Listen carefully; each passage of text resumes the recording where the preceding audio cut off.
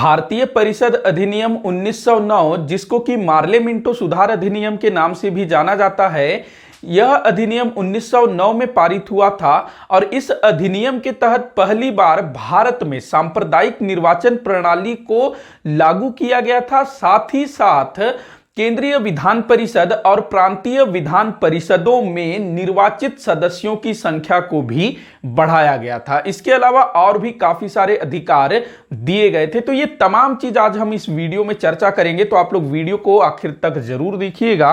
तो ये जो भारतीय परिषद अधिनियम 1909 है, तो ये दो नामों से जाना जाता है। एक तो इसका जो सामान्य नाम है भारतीय परिषद अधिनियम, इस नाम से ये पारित हुआ था, भारतीय परिषद अधिनियम 1909। चूंकि ये 1909 में पारित हुआ था तो इसी कारण 1909 भारतीय परिषद अधिनियम 1909। अब देखिएगा इस अधिनियम को, ये जो भारतीय परिषद अधिनियम 1909 है, इसको मार्ले मिंटो सुधार अधिनियम भी बोला जाता है। क्या बोला जाता है? मार्ले मिंटो सुधार अधिनियम। अब ये क्या बोला है भाई, मार्ले मिंटो, अजीब टाइप का नाम, तो ये है क्या? तो देखिएगा उस समय क्या था कि 1905 में ब्रिटेन में चुनाव होता है, जिसके तहत उदारवादी दल का सरकार बनता है भारत में, और उनके द्वारा फिर जो है काफी सारे सुधार किए जाते हैं भारत में भी। और इन सुधारों की, मतलब किस तरह के सुधार करने चाहिए, क्या कुछ करना चाहिए, तो ये काम सौंपा जाता है मार्ले और मिंटो को। इन दोनों को सौंपा जाता है, ये फिर अपना सिफारिश देते हैं, उसको फिर प्रस्तुत किया जाता है ब्रिटेन की संसद में, और वो जो है पारित हो जाता है। तो मार्ले कौन था, मिंटो कौन था? तो देखिएगा मार्ले जो है इसको भारत सचिव नियुक्त किया गया। भारत सचिव मार्ले कौन था? भारत सचिव। मैंने पढ़ाया हुआ है 1858 का अधिनियम, जिसके तहत ब्रिटेन में एक भारत सचिव पद को सृजित किया गया और उसकी सहायता के लिए 15 सदस्यों की एक परिषद हुआ करती थी। उसका क्या काम था? भारत के संबंध में, मतलब भारत पर एक तरह से वो ब्रिटेन में रह करके शासन करता था, और यहां पर जो है भारत में होता था वायसराय। तो इस समय भारत का वायसराय था लॉर्ड मिंटो द्वितीय, लगा देंगे, द्वितीय लगा दीजिएगा, क्योंकि इससे पहले भी एक मिंटो गवर्नर जनरल के रूप में कार्य कर चुका है। तो ये भारत सचिव था लॉर्ड मार्ले, इसके नाम के आगे भी आप लॉर्ड लगाइएगा। तो जो लॉर्ड मार्ले है वो भारत सचिव था, और जो मिंटो है वो क्या था भाई? वायसराय। यहां पर वायसराय लिखना था ना, तो इसमें बहुत सारे बच्चे कंफ्यूज हो जाते हैं कि कौन वायसराय था और कौन भारत सचिव था। तो अच्छे से ध्यान रखेंगे, लॉर्ड मार्ले ये भारत सचिव था और लॉर्ड मिंटो भारत का वायसराय था। तो इन दोनों को दिया जाता है काम कि आप लोग जो है देखिए किस तरह से क्या सुधार करने चाहिए। तो ये लोग सुधार के लिए सिफारिश करते हैं, और उन्हीं सिफारिशों के आधार पर 1909 का भारतीय परिषद अधिनियम 1909 पारित होता है। इसी कारण इसको जो है मार्ले मिंटो सुधार अधिनियम भी बोला जाता है। क्या बोला जाता है? सुधार अधिनियम। मार्ले मिंटो सुधार अधिनियम 1909। तो ये दो नाम हैं, भारतीय परिषद अधिनियम 1909 और मार्ले मिंटो सुधार अधिनियम 1909। अच्छा, ये जो 1909 का भारतीय परिषद अधिनियम है ना, ये एक तरह से ना जो भारत के उदारवादी नेता थे, मुस्लिम नेता थे, उन सबको एक प्रकार का प्रतिफल था। देखिएगा 1892 के भारतीय परिषद अधिनियम के पश्चात ब्रिटिश सरकार ने भारत में फूट डालो और राज करो की नीति का अनुसरण करना शुरू किया था, और इसी नीति के तहत बंगाल का विभाजन होता है।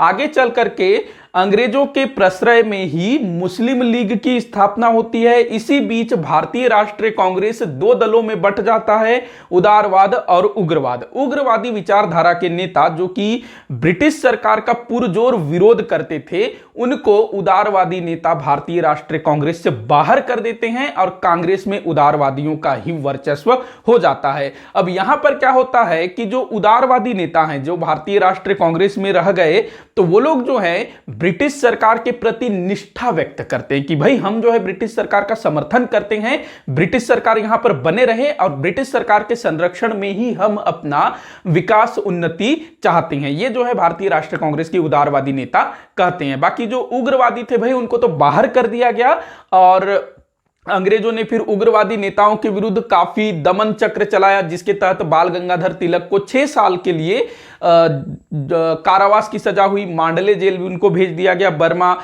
इसके अलावा जो लाला लाजपत राय थे वो विदेश चले गए। विपिन चंद्रपाल, अरविंद घोष, इन्होंने राजनीति से संन्यास ले लिया। तो इस तरह से जो बड़े बड़े उग्र विचार वाले नेता थे उनका दमन कर दिया जाता है। तो पूरे भारतीय राष्ट्रीय कांग्रेस में उदारवादियों का ही दबदबा था, जो कि ब्रिटिश सरकार का पुरजोर समर्थन करते थे, पक्ष लेते थे। वही मुस्लिम लीग जो कि 1906 में स्थापित हुई थी, तो मुस्लिम लीग का भी क्या था, वो भी ब्रिटिश सरकार के प्रति पूर्णतः निष्ठा रखती थी। ब्रिटिश सरकार के संरक्षण में वो भी अपना विकास उन्नति करना चाहती थी। तो अब जो है भारतीय राष्ट्रीय कांग्रेस, मुस्लिम लीग दोनों ही जो है अंग्रेजों के पक्षधर हो गए, समर्थक हो गए। और काफी समय से ये दोनों जो है ना काफी सारी मांगे रख रहे थे, जैसे कि उदारवादी लंबे समय से उनकी मांग थी कि जो केंद्रीय विधान परिषद है, प्रांतीय विधान परिषद है, उसमें निर्वाचित सदस्यों की संख्या बढ़ाई जाए, उनको काफी सारे अधिकार दिया जाए। इसके अलावा जो मुस्लिम लीग के नेता थे वो बोल रहे थे कि भाई हमको जो है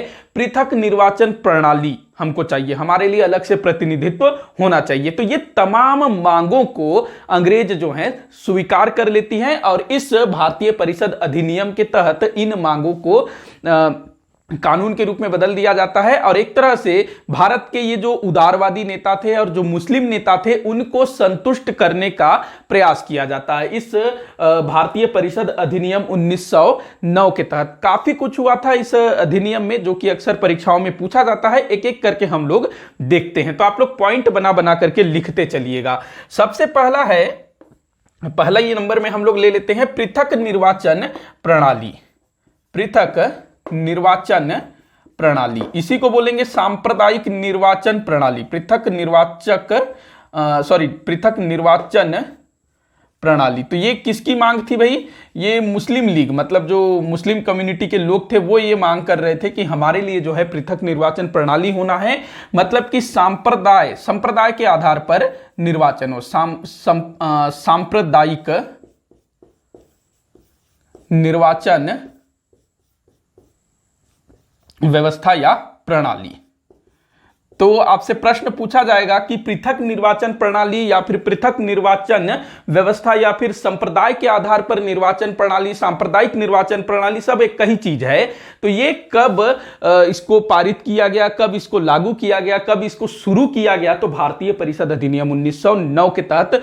चूंकि मुस्लिम जो हैं काफी समय से डिमांड कर रहे थे कि मुसलमानों के लिए पृथक प्रतिनिधित्व की व्यवस्था होनी चाहिए, और ये जो पृथक निर्वाचन प्रणाली है, सांप्रदायिक निर्वाचन प्रणाली है, पिछले वाले वीडियो में मैंने इसको बड़े अच्छे तरीके से समझाया है, तो आप लोग उस वीडियो में देखिएगा ये क्या बला है। इसके तहत क्या होता है, एक ही निर्वाचन क्षेत्र होगा, लेकिन उसमें जो है अलग अलग संप्रदाय के आधार पर प्रतिनिधि खड़े होंगे। मतलब मुस्लिमों के लिए अलग खड़े होंगे, सामान्य वर्ग के लिए अलग खड़े होंगे, अगर सिखों को यह चीज मिला हुआ है तो उनके लिए अलग से खड़े होंगे, ईसाइयों के लिए अलग से खड़े होंगे प्रतिनिधि। तो ये इस तरह से है। तो इस चीज को जो है कब स्वीकृति मिली? तो 1909 के भारतीय परिषद अधिनियम या फिर मार्ले मिंटो सुधार अधिनियम में। तो ये चीज था। इसके बाद देखिएगा, जो उदारवादी काफी समय से डिमांड कर रहे थे कि केंद्रीय विधान परिषद, प्रांतीय विधान परिषद के सदस्य संख्या बढ़ाया जाए, निर्वाचित सदस्य संख्या इसको बढ़ाया जाए। काफी टाइम से ये लोग डिमांड कर रहे थे, जब भारतीय राष्ट्रीय कांग्रेस की स्थापना हुई उस समय से। और 1892 के अधिनियम में थोड़ा बहुत बढ़ाया भी गया, और 1892 के भारतीय परिषद अधिनियम के तहत भारतीयों को वोट देने का भी अधिकार मिला था, लेकिन ये अप्रत्यक्ष रूप से होता था, सीधा सीधा नहीं होता था, कुछ ही लोगों को मिलता था। तो अब जो है दूसरा जो सुधार था या फिर व्यवस्था थी वो था केंद्रीय विधान परिषद के आकार में वृद्धि। आप लोग लिखिएगा, केंद्रीय विधान परिषद के आकार में वृद्धि, आकार में वृद्धि, या इसको आप लोग क्या लिख सकते हो, केंद्रीय विधान परिषद के निर्वाचित सदस्यों की संख्या में वृद्धि, ये भी आप लोग लिख सकते हो, या फिर सदस्य संख्या को बढ़ाया गया, ये भी आप लोग लिख सकते हो अपने हिसाब से। तो दूसरा क्या किया गया, केंद्रीय विधान परिषद के आकार में वृद्धि किया गया। केंद्रीय विधान परिषद क्या होता था भाई, देखो जो गवर्नर जनरल था शुरू में, बाद में वायसराय हुआ, तो वायसराय की जो कार्यकारिणी परिषद होती थी, हम लोगों ने वॉरेन हेस्टिंग्स जो बंगाल का पहला गवर्नर जनरल था, तो उसके समय में गवर्नर जनरल के कार्यकारिणी परिषद में 4 सदस्य होते थे। उसके बाद फिर 1784 के पिट्स इंडिया एक्ट के तहत उसको 3 कर दिया गया। कार्यकारिणी परिषद के जो सदस्य 4 थे उसको 3 किया गया। बाद में 1833 में फिर से 4 किया गया। उसके बाद 1861 में इसको 5 कर दिया गया, और बाद में फिर 1876 में शाही उपाधि अधिनियम, उसके तहत जो है वायसराय के कार्यकारिणी परिषद के सदस्यों की संख्या को 6 किया गया। तो ये जो केंद्रीय विधान परिषद था, जो वायसराय या फिर गवर्नर जनरल की जो कार्यकारिणी परिषद थी, तो उसी में जो है अतिरिक्त सदस्यों को मनोनीत किया जाता था शुरुआत में। 1861 से यह व्यवस्था शुरू की गई थी, मैंने बताया हुआ है। 1861 में क्या किया गया, देखिएगा, अगर आप लोग शुरू से इन अधिनियमों के बारे में पढ़ रहे हैं तभी आपको सारी चीजें जो है क्लियर होंगी। 1861 में जो वायसराय की कार्यकारिणी परिषद थी, उसमें पहली बार अतिरिक्त सदस्यों को मनोनीत किया गया। उस समय कितने होते थे, वायसराय के कार्यकारिणी परिषद में 5 सदस्य, वो पदेन सदस्य होते थे। 5 सदस्य वो पदेन होते थे। और 1861 के अधिनियम के तहत क्या किया गया, कम से कम 6 और अधिक से अधिक 12 सदस्य मनोनीत किया जा सकता है। ये वायसराय के ऊपर डिपेंड करता था कि वो कम से कम 6 या अधिक से अधिक 12 सदस्य मनोनीत कर सकता है। प्लस इसमें 5 सदस्य जो वायसराय के कार्यकारिणी परिषद के स्थायी सदस्य थे, या फिर उनको पदेन सदस्य भी बोला जा सकता है। जो शुरू से थे ना, 1773 से हम लोग देखते आ रहे हैं गवर्नर जनरल के कार्यकारिणी परिषद के 4 सदस्य, फिर 3 सदस्य, ऐसे, तो वही वाला है ये 5 + 5 यहां। तो टोटल मैंने बताया था 17 सदस्य। आप लोग देखिएगा 1861 का भारतीय परिषद अधिनियम, तो उसमें ये वाली व्यवस्था की गई थी। तो ये जो 12 सदस्य अधिक से अधिक हो सकते थे, ये मनोनीत होते थे। और इसमें जो है वायसराय अगर चाहे तो भारतीयों को भी मनोनीत कर सकता था। तो जब भारतीय राष्ट्रीय कांग्रेस की स्थापना होती है, तो कांग्रेस के मंच से ये जो कम से कम 6 या अधिक से अधिक 12 सदस्य है ना मनोनीत किए जाने वाले, तो इनके सदस्य संख्या, इस संख्या को बढ़ाने की मांग की जाती है कि इस संख्या को बढ़ाइए, और इसमें जो है मनोनीत किया जा रहा है तो उसको निर्वाचित करके भेजने की व्यवस्था की जाए। ये जो है भारतीय राष्ट्रीय कांग्रेस की मांग थी। और 1892 भारतीय परिषद अधिनियम के तहत इस सदस्य संख्या को बढ़ा दिया जाता है। क्या किया जाता है कि कम से कम जो 6 सदस्य थे उसको 10 कर दिया जाता है। कम से कम 10 सदस्य और अधिक से अधिक 16 सदस्य वायसराय के परिषद में, वायसराय का जो केंद्रीय विधान परिषद या फिर केंद्रीय विधान परिषद, ये कार्यकारिणी परिषद, ये जो 5 सदस्य हैं ये कार्यकारिणी परिषद, और ये जो अतिरिक्त सदस्य हैं ये केंद्रीय विधान परिषद कहलाएंगे, ध्यान रखना। तो 1892 में केंद्रीय विधान परिषद या फिर कहें वायसराय द्वारा जो मनोनीत सदस्य हैं उनकी सदस्य संख्या को बढ़ा दी गई। कम से कम 10, अधिक से अधिक 16 कर दिया गया। और इनमें से कुछ सदस्यों को निर्वाचित करके भेजने की व्यवस्था की गई। वो संख्या नहीं बताया गया। इनमें से कुछ सदस्य जो है निर्वाचित करने का अधिकार भारतीयों को दिया गया 1892 के अधिनियम में। मतलब कि इनमें से कुछ सदस्यों को भारत के जो पढ़े लिखे बुद्धिजीवी लोग थे वो जो हैं चुन करके भेजेंगे। तो ये कब अधिकार मिला, 1892 में। और इधर ये जो 5 है ना, ये 6 हो गया। ये जो 5 है वायसराय के कार्यकारिणी परिषद के जो पदेन सदस्य, वो 5 से कितना हो गया, 6। देखो 1861 में 1 सदस्य बढ़ाया गया, और इधर जो है 1892 आते आते एक और सदस्य बढ़ गया। ये 1876 में यहां 1 सदस्य बढ़ा था, ध्यान रखना। 1876 में, मैं सारा कुछ पढ़ा चुका हूं। 1876 में 1 सदस्य बढ़ाया गया था इसमें, तो 6 हो गया था। शाही उपाधि अधिनियम आया था ना 1876 में, जिसके तहत ब्रिटेन की महारानी को भारत साम्राज्ञी की उपाधि दी गई थी। तो उसी के साथ ना वायसराय के कार्यकारिणी परिषद में 1 सदस्य और बढ़ाया गया, 6वां सदस्य, जो कि PWD लोक निर्माण विभाग का प्रमुख अधिकारी के रूप में नियुक्त किया गया था। तो ये चीज है। तो यहां 6 सदस्य। अब देखिएगा, अब 1909 9। अच्छा, यहां पर एक चीज मैं बताना चाहूंगा, ये जो कार्यकारिणी परिषद के 5 सदस्य, यहां पर प्लस एक और करिए आप, ये वायसराय, ये कौन है? वायसराय। ये अब देखिएगा 1909 का जो समय आया, अब इसमें क्या किया गया, ये जो कम से कम 10 और अधिक से अधिक 16, तो इसमें जो है बढ़ोतरी की गई, मतलब कि अधिक से अधिक 16 सदस्य हो सकते हैं, तो इसमें जो है वृद्धि किया गया। टोटल अब कितने सदस्य हो सकते हैं? 60। यहां पर कोई कम से कम कोई अधिक से अधिक वाली बात नहीं थी, केवल 60 है। तो इसको जो है बढ़ा करके कितना किया गया? 60 किया गया। और इधर ये जो है 6 का 6 ही था, इधर 6 का 6 ही था, लेकिन यहां पर आपका जो एक जो वायसराय है वो जुड़ेगा, एक वायसराय जुड़ेगा प्लस एक सेनापति प्लस एक साधारण सदस्य। सेनापति जो है पहले से ही था, मतलब 1909 के पहले से ही व्यवस्था किया गया सेनापति के पद का भी, जो इस कार्यकारिणी परिषद का ही सदस्य होता था। तो ये जो 6 हैं कार्यकारिणी परिषद के पदेन सदस्य, एक वायसराय, एक सेनापति और एक जो है साधारण सदस्य। तो टोटल ये कितने हो गए भाई? 9। ये 9 हो गए ना, टोटल 9। अब इनको जोड़िए, ये 60 और ये 9, तो टोटल जो है 1909 के भारतीय परिषद अधिनियम के तहत जो 60 सदस्यों की बढ़ोतरी की गई, तो टोटल कितना हो गया? सॉरी, 60 सदस्य की बढ़ोतरी नहीं किया गया, ये जो कम अधिक से अधिक जो 16 हो सकते थे, इसको 60 कर दिया गया, मतलब 60 नए सदस्य नहीं बढ़ाए गए, ये जो 16 था इसको ही 60 कर दिया गया, ध्यान रखना। तो ये 60 और 9 मिलाकर के हो गया 69।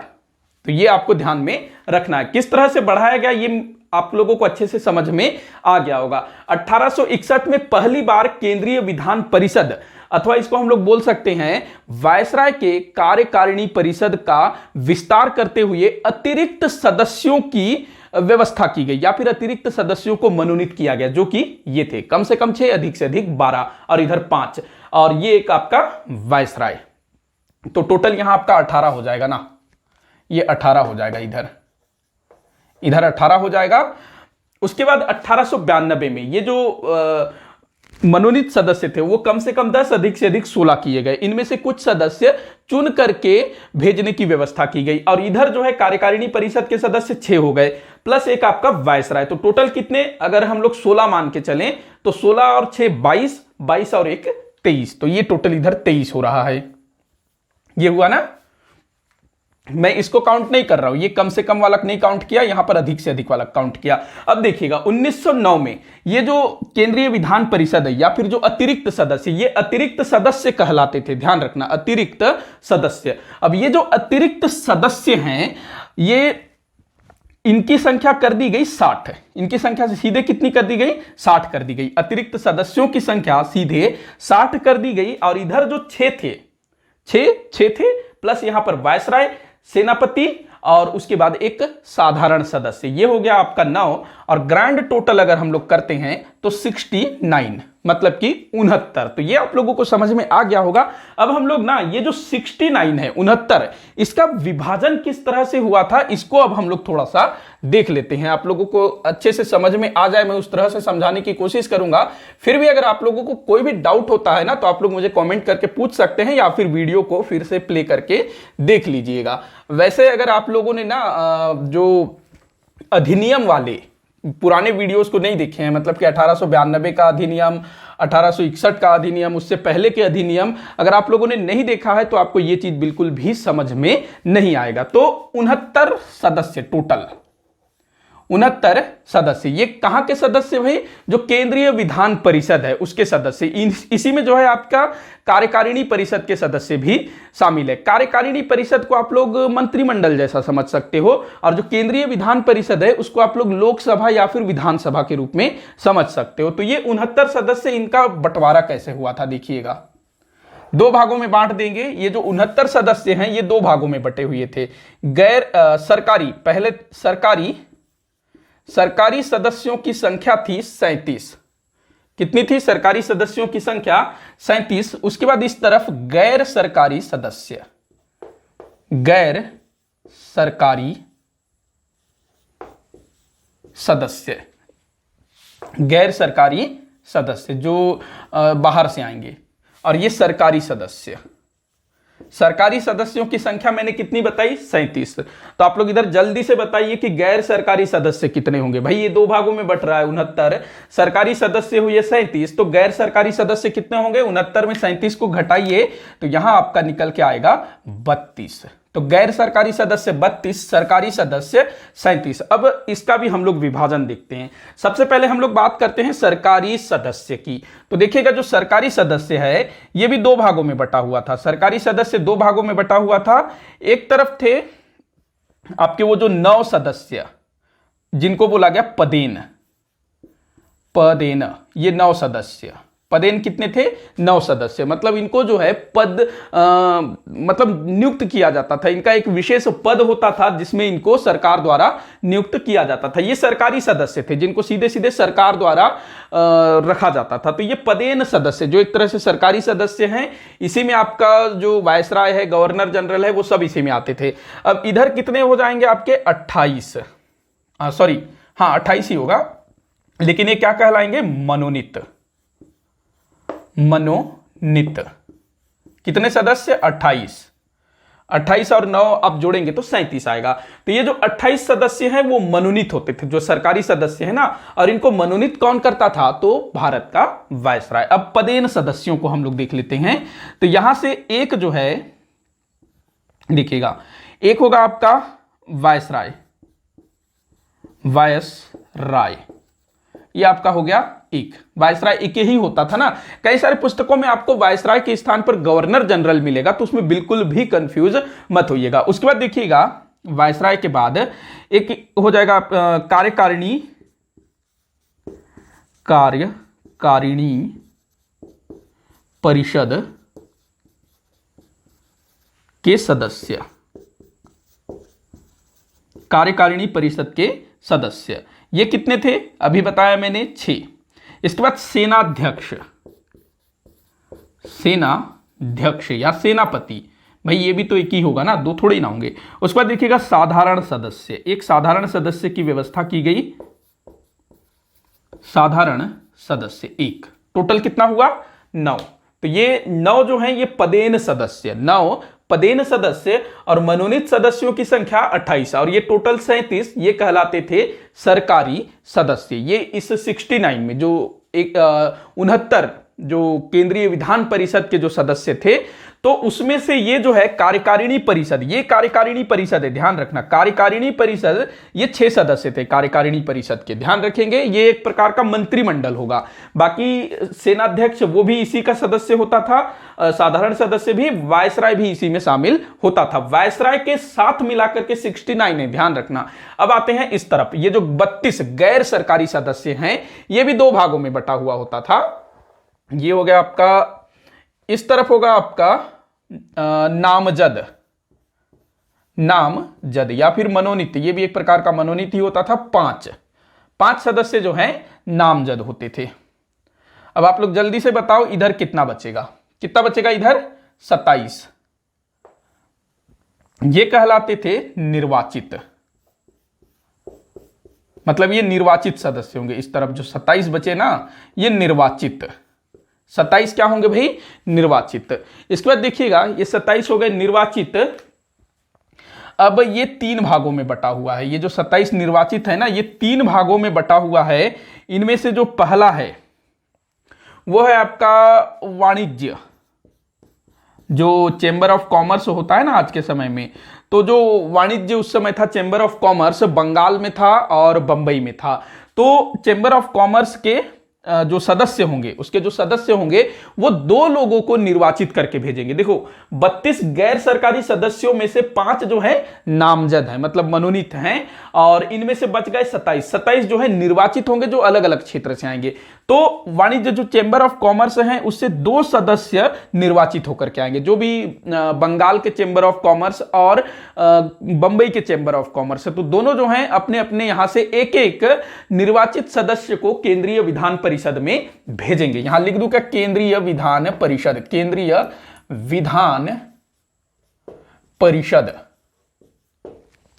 तो चेंबर ऑफ कॉमर्स बंगाल और बंबई में था, ध्यान रखेंगे, बंगाल और बंबई में चेंबर ऑफ कॉमर्स, जो कि दो दो निर्वाचित सदस्यों को भेजेंगे अपने यहां से। उसके बाद देखिएगा अगला जो है वो होगा आपका साधारण निर्वाचक मंडल, साधारण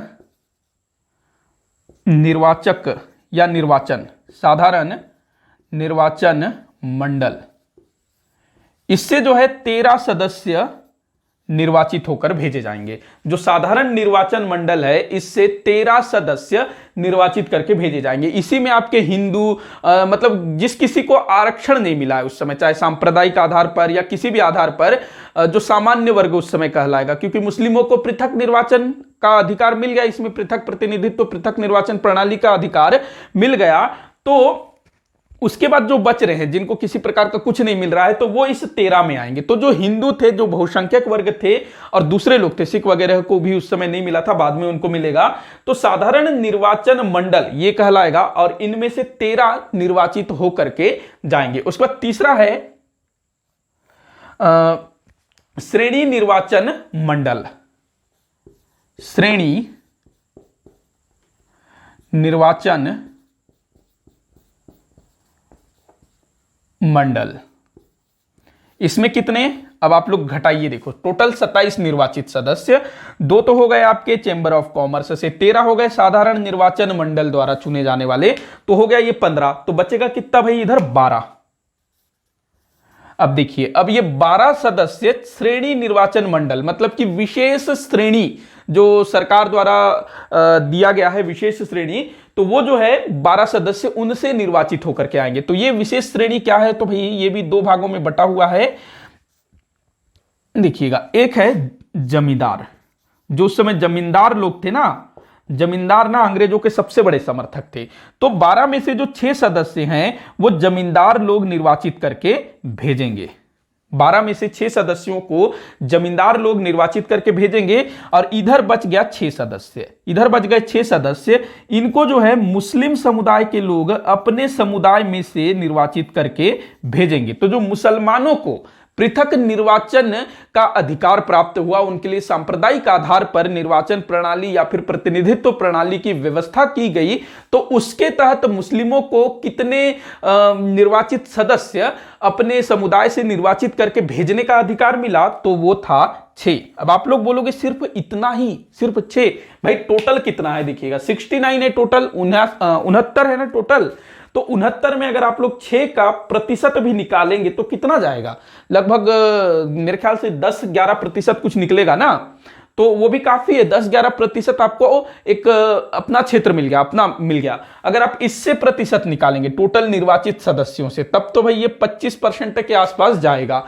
तो ये जो 6 सदस्य हैं ये केवल और केवल मुस्लिम कम्युनिटी द्वारा चुन करके भेजा जाएगा। तो यही क्या था, ये जो 6 सदस्य हैं ना, जो अलग से मुसलमानों के लिए थे, यही था सांप्रदायिक निर्वाचन प्रणाली या फिर जो पृथक निर्वाचन प्रणाली, पृथक प्रतिनिधित्व प्रणाली। मतलब कि देखो, मान लो कि बंबई वो एक निर्वाचन क्षेत्र है, वहां से एक सदस्य को भेजना है, तो उस क्षेत्र में जितने भी मुस्लिम लोग हैं ना, वो लोग अपने लिए एक अलग प्रतिनिधि खड़े करेंगे, और साथ में जो साधारण निर्वाचन मंडल है, जो कि दूसरे लोग हैं, चाहे वो हिंदू हो, क्रिश्चियन हो, जिनको भी स्पेशल चीज नहीं मिला है, तो वो लोग अपने लिए खड़ा करेंगे, और उस क्षेत्र के जमींदार लोग अपने लिए खड़ा करेंगे, अगर हैं तो जमींदार है, और उस क्षेत्र के जो चेंबर ऑफ कॉमर्स, वाणिज्य से जो जुड़े हुए लोग हैं, वो भी अपने लिए रखेंगे इस तरह से। तो इस टाइप से होता था।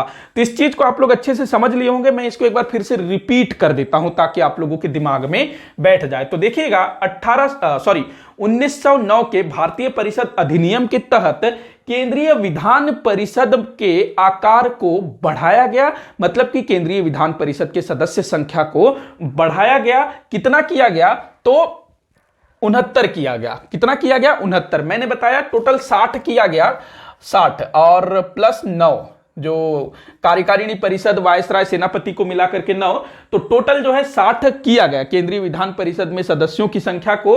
ये अतिरिक्त सदस्य, देखो ये जो है आपके पदेन सदस्य हैं, ये क्या है, पदेन सदस्य। 9 जो है पदेन सदस्य हैं, और ये जो 60 हैं ये अतिरिक्त सदस्य हैं, ध्यान रखना ये अतिरिक्त। तो किस प्रकार के सदस्यों को किस प्रकार के सदस्यों की संख्या को बढ़ाया गया, तो अतिरिक्त सदस्यों की संख्या को बढ़ाया गया। वैसे यहां पर देखा जाए तो पदेन सदस्यों की संख्या को भी बढ़ाया गया, क्योंकि पहले साधारण सदस्य नहीं होता था, तो ये भी इसमें भी बढ़ोतरी हुआ, ध्यान रखेंगे इस चीज को। तो अतिरिक्त सदस्यों की संख्या 60 की गई, ध्यान रखेंगे। पहले कितना होता था, 16 होता था अधिकतम, तो उसको जो है 60 कर दिया गया। तो टोटल कितना हो गया, 69। तो 69 केंद्रीय विधान परिषद के सदस्यों की संख्या, और ये दो भागों में बटा हुआ था, सरकारी सदस्य और गैर सरकारी सदस्य। सरकारी सदस्यों की संख्या थी 37, गैर सरकारी सदस्यों की संख्या थी 32। सरकारी सदस्यों की अगर बात करें तो ये भी दो भागों में बटा हुआ था। 28 सदस्य मनोनीत होते थे, और इनको मनोनीत करने का अधिकार भारत के वायसराय के पास होता था, वो जिसको चाहे उसको मनोनीत करके भेज सकता था। और इसमें जो है पदेन सदस्यों की संख्या 9 होती थी, जिसमें से एक वायसराय होता था, एक सेनाध्यक्ष होता था, एक साधारण सदस्य होता था, प्लस इसी में कार्यकारिणी परिषद के सदस्य, जो वायसराय की कार्यकारिणी परिषद के सदस्य होते थे, उनकी संख्या 6 होती थी। तो टोटल ये हो गए आपके 37। इस तरफ आते हैं गैर सरकारी सदस्य, जिनकी संख्या 32 मैंने बताई। तो गैर सरकारी सदस्य दो भागों में बटे हुए हैं। इनमें से जो 5 सदस्य हैं वो नामजद किए जाएंगे, अर्थात मनोनीत किए जाएंगे। बाकी बचे 27 सदस्य वो विभिन्न क्षेत्रों से निर्वाचित हो करके आएंगे, मतलब चुन करके आएंगे 27 सदस्य, ध्यान रखना। अब यहां एक चीज को आप लोग समझिएगा, जो ब्रिटिश सरकार है उन्होंने उदारवादियों को और मुस्लिमों को, साथ ही साथ जो जमींदार वर्ग है, इसके अलावा जो चैम्बर ऑफ कॉमर्स मतलब जो व्यापारी वर्ग है, उनको संतुष्ट करने का प्रयास तो किया, लोग खुश भी हुए। लेकिन यहां पर आप लोग देखिएगा, जो गैर सरकारी सदस्य हैं उनकी संख्या 32, और इधर जो सरकारी सदस्य हैं जिस पर सरकार का पूरा नियंत्रण है, कितनी है, 37। मतलब बहुमत किसका है भाई, सरकारी सदस्य, क्योंकि जो मनोनीत सदस्य हैं 28 सदस्य, कौन उनको मनोनीत करेगा, वायसराय। मतलब कि जो ब्रिटिश सरकार का समर्थक है उसी को तो वायसराय मनोनीत करके भेजेगा ना। कोई ब्रिटिश सरकार का विरोध कर रहा है, बाल गंगाधर तिलक, क्या वैसे आदमी को वायसराय यहां मनोनीत करके भेजेगा, नहीं भेजेगा। लेकिन इधर जो है, मान लो ये जो साधारण निर्वाचन मंडल है, यहां पर उस टाइप के व्यक्ति भी निर्वाचित होकर के जा सकते थे। हालांकि उस जमाने में ना कोशिश किया जाता था कि उस टाइप के लोग जो हैं निर्वाचित न हो सके, और इस टाइप के कोई नेता निर्वाचित नहीं हुए थे अमूमन। जो बाल गंगाधर तिलक जैसे उग्र विचार वाले नेता कोई निर्वाचित नहीं हो सके थे। तो देखते हैं इस तरफ, तो ये आप ध्यान रखेंगे, जो सरकारी सदस्य थे वो लोग का बहुमत था, गैर सरकारी सदस्य अल्पमत में थे। तो जो निर्वाचित सदस्य हैं उनकी संख्या 37, और ये भी 3 भागों में बटा हुआ था। चैम्बर ऑफ कॉमर्स के 2 सदस्य, मतलब जो व्यापारी वर्ग है, वो अपने में से 2 सदस्यों को चुन करके निर्वाचित करके केंद्रीय विधान परिषद में भेजने का अधिकार यहां दिया गया। साधारण निर्वाचन मंडल मतलब जो आज जो सामान्य वर्ग होता है ना, कुछ उस तरह का। तो ये 13 जो सामान्य निर्वाचन मंडल के लोग जो हैं 13 सदस्यों को चुन करके निर्वाचित करके केंद्रीय विधान परिषद में भेजने का अधिकार दिया गया। उसके बाद श्रेणी निर्वाचन मंडल, श्रेणी निर्वाचन मंडल 12 सदस्य, जिनमें से 6 जो है जमींदार वर्ग, जो उस समय के भूमि वाले मालिक थे ना, जो जमींदार, अंग्रेजों के समर्थक, तो उनके लिए जो है 6 सदस्यों की व्यवस्था की गई। और इन 6 सदस्यों को चुनने का अधिकार केवल और केवल जमींदार वर्ग को ही था। उसके बाद मुस्लिमों के लिए पृथक प्रतिनिधित्व प्रणाली को लागू किया गया। सांप्रदायिक निर्वाचन प्रणाली के आधार पर 6 सदस्यों की व्यवस्था जो है मुस्लिम लीग के लिए की गई। तो मुझे पूरी आशा है कि आप लोगों को ये जो चीज है ना अच्छे से समझ में आई होगी।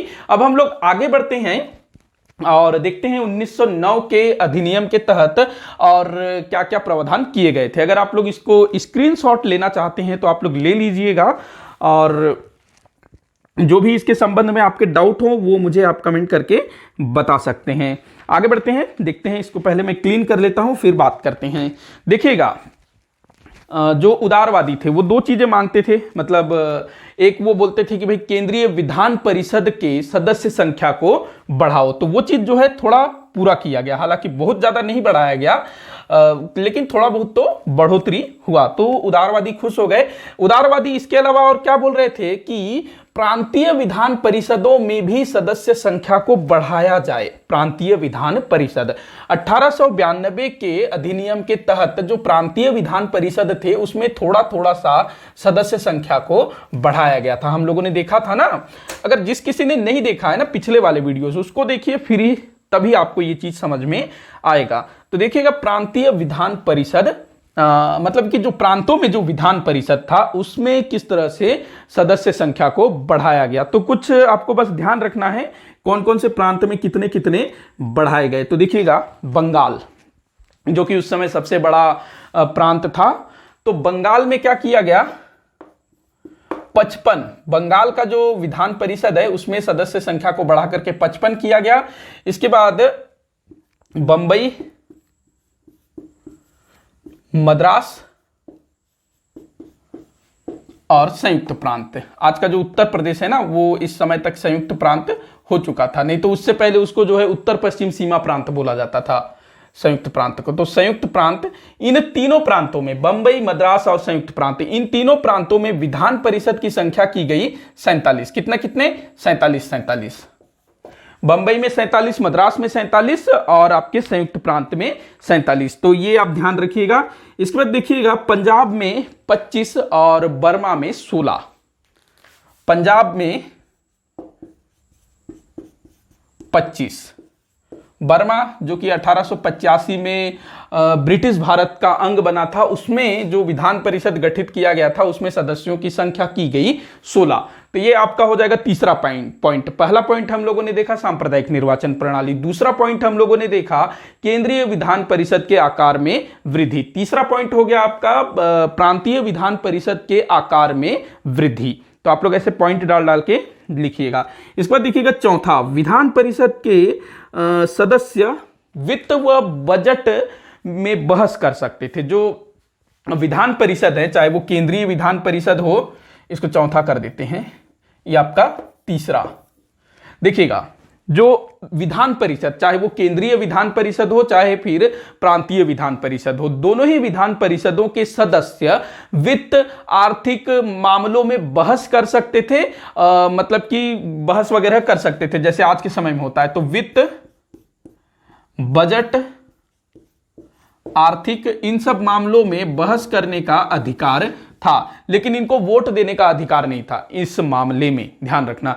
इसके अलावा चौथा पॉइंट आप लोग पांचवा पॉइंट आप लोग डाल सकते हो कि विधान परिषदों में जो निर्वाचित सदस्य हैं उनको जो है प्रश्न पूछने का भी अधिकार दिया गया। वो जो है प्रश्न पूछ सकते हैं, हालांकि ये अधिकार पहले भी दिया गया था लेकिन अब जो है इसको और ज्यादा व्यवस्थित किया गया, प्रश्न पूछ सकते हैं।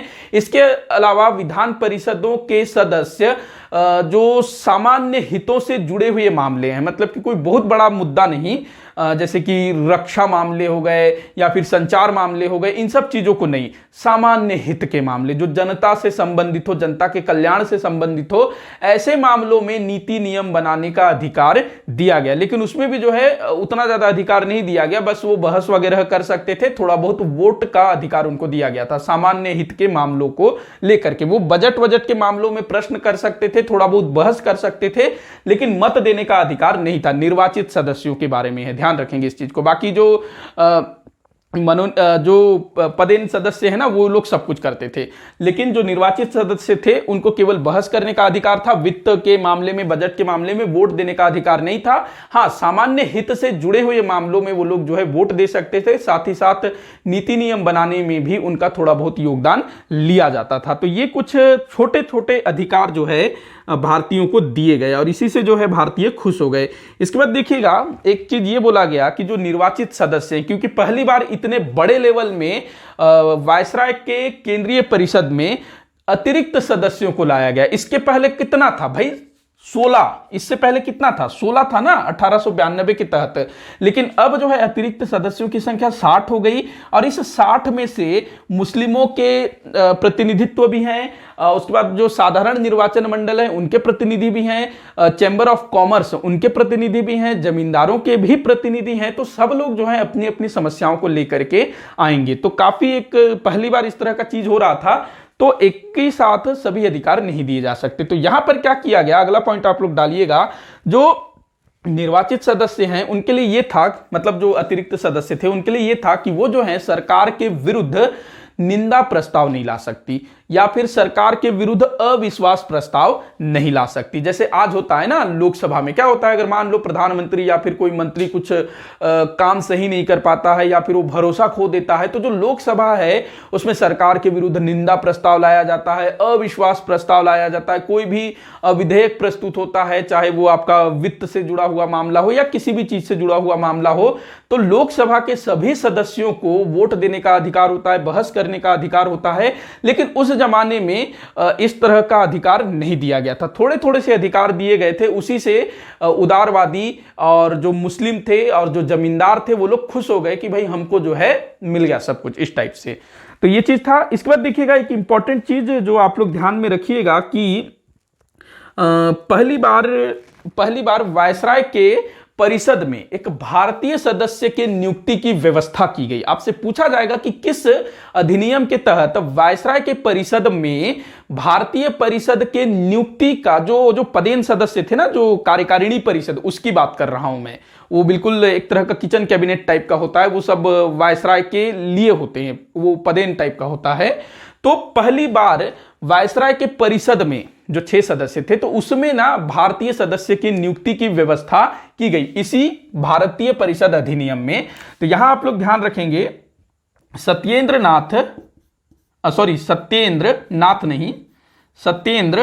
प्रसाद सिन्हा, ये जो हैं वायसराय की परिषद में नियुक्त होने वाले या फिर मनोनीत होने वाले पहले भारतीय थे। काफी बार ये क्वेश्चन पूछा गया है। और ये एक विधि सदस्य के रूप में परिषद में नियुक्त हुए थे। मतलब ये बंगाली थे और कलकत्ता के बहुत बड़े वकील थे, एडवोकेट थे। तो सत्येंद्र नाथ प्रसाद सिन्हा पहले भारतीय व्यक्ति थे जो कि वायसराय के कार्यकारिणी परिषद के सदस्य बने। तो ये चीज आप लोग बहुत अच्छे से ध्यान रखना, काफी बार पूछा गया है। और यहां पर बहुत सारे बच्चे कंफ्यूज भी होते हैं। सत्येंद्र प्रसाद सिन्हा रविंद्रनाथ टैगोर जी के बड़े भाई, जिन्होंने सबसे पहले आईसीएस की परीक्षा उत्तीर्ण की थी 1867 में। कौन थे भाई? सत्येंद्र नाथ टैगोर। मेरा दिमाग भी उसी तरफ जा रहा था ना, मैं जब सत्येंद्र प्रसाद लिख रहा था सत्येंद्र नाथ बोल दिया था। तो सत्येंद्र नाथ टैगोर से काफी सारे बच्चे जो हैं कंफ्यूज हो जाते हैं। वो सत्येंद्र नाथ टैगोर थे, ये सत्येंद्र प्रसाद सिन्हा थे जो कि विधि सदस्य थे। और ये जो है एक विधि सदस्य के रूप में वायसराय की कार्यकारिणी परिषद के सदस्य के रूप में नियुक्त होने वाले पहले भारतीय थे। इसके बाद फिर ना बहुत सारे लोग वायसराय के कार्यकारिणी परिषद में सदस्य बनते हैं, जैसे कि तेज बहादुर सप्रू, वो भी जो है वायसराय के कार्यकारिणी परिषद के सदस्य रह चुके थे। मतलब इनके बाद, अभी नहीं, मतलब इनके पहले नहीं, इनके बाद में। तो ये सारा कुछ आप लोग याद रखिएगा 1909 के भारतीय परिषद अधिनियम के तहत। कोई भी अगर आपको डाउट होता है ना इस टॉपिक से रिलेटेड, तो आप लोग नीचे कमेंट बॉक्स में जरूर लिखिएगा ताकि मैं उसको सॉल्व कर सकूं। तो आज का जो वीडियो है, लेक्चर है, यहीं पर समाप्त होता है। इसको आप लोग ज्यादा से ज्यादा शेयर करिएगा। अच्छा लगा हो तो लाइक जरूर करिएगा, चैनल को सब्सक्राइब कीजिएगा। वीडियो को आखिर तक देखने के लिए बहुत बहुत धन्यवाद।